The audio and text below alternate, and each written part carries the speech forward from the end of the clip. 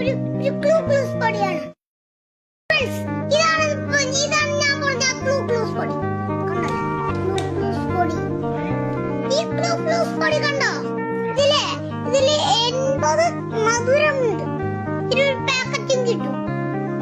Glucose പൊടിയും കണ്ടു.